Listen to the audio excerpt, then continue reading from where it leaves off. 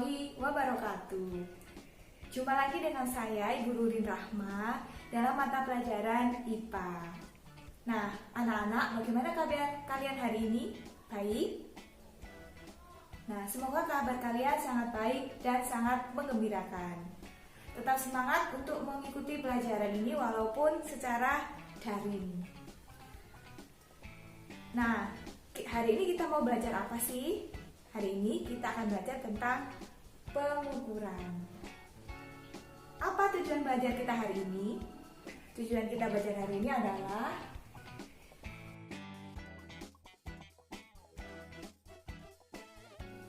saya yakin pasti di antara kalian semua pernah melakukan pengukuran atau mengukur sesuatu. Tetapi, kira-kira kalian tahu nggak artinya mengukur itu apa? Ada yang tahu? Nah, untuk itu, simak penjelasan berikut tentang pengukuran. Pengukuran adalah kegiatan membandingkan suatu besaran yang diukur dengan alat ukur yang digunakan sebagai satuan.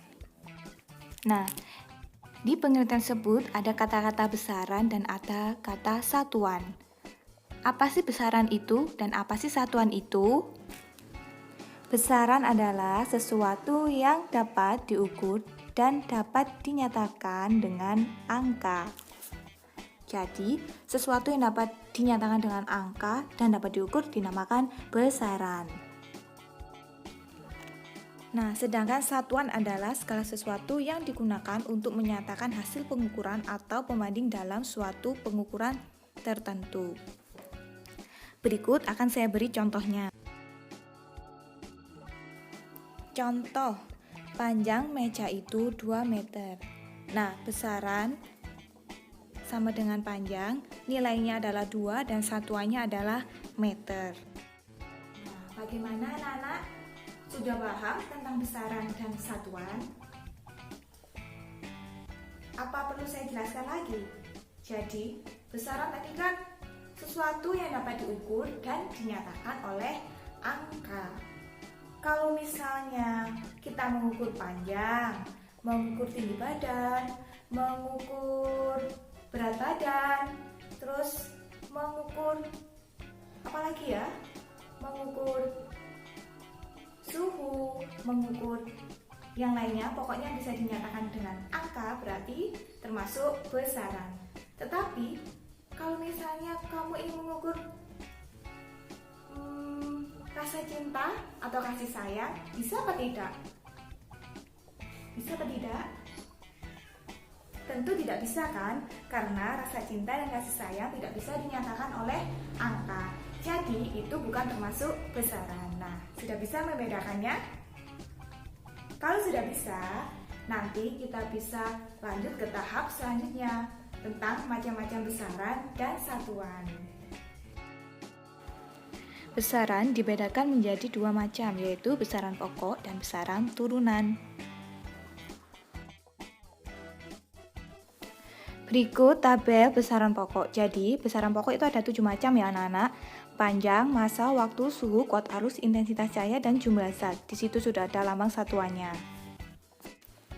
Jadi, selain 7 besaran pokok yang ada di tabel tadi, maka termasuk besaran turunan. Contohnya kecepatan, gaya, usaha, energi, dan lainnya. Dan masih banyak lainnya.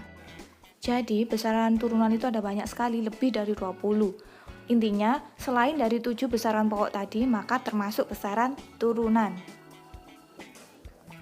Oke, satuan dibagi menjadi 2 macam ya, yaitu satuan baku dan satuan tidak baku. Apa contohnya satuan baku dan apa contohnya satuan tidak baku? Satuan baku. Jadi, satuan baku adalah satuan yang apabila digunakan oleh siapapun atau siapa saja akan menghasilkan hasil pengukuran yang sama. Contohnya, mengukur meja yang panjangnya 1 meter menggunakan meteran. Siapa saja yang mengukur meja tersebut, maka akan memperoleh hasil pengukuran yang sama, yakni 1 meter. Bagaimana? Sudah paham anak-anak?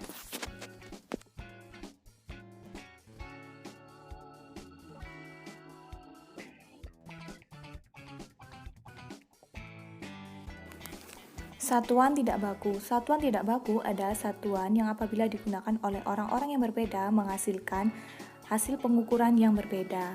Jadi setiap orang hasilnya tidak sama. Namanya satuan tidak baku. Contohnya, mengukur panjang meja menggunakan kilan atau panjang atau jarak antar ibu jari hingga jari kelingking. Hasil pengukuran tersebut apabila diukur orang dewasa akan berbeda hasilnya jika dibandingkan dengan yang mengukur oleh anak kecil. Nah, bagaimana anak-anak sudah paham tentang macam-macam besaran dan macam-macam satuan? Besaran tadi dibagi menjadi dua ya, besaran pokok dan besaran turunan. Sedangkan satuan juga dibagi menjadi dua, satuan baku dan satuan tidak baku. Kalau satuan baku, siapapun yang mengukur pasti hasilnya sama. Tapi kalau tidak baku, setiap orang yang mengukur maka hasilnya akan berbeda.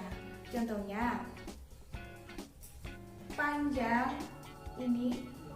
panjang atau jarak antara ibu jari saya dengan kelingking saya menghasilkan ukuran yang berbeda ya dengan orang lain. Nah, ini ada penggaris. Kalau saya ukur penggaris ini panjangnya 1 kilan.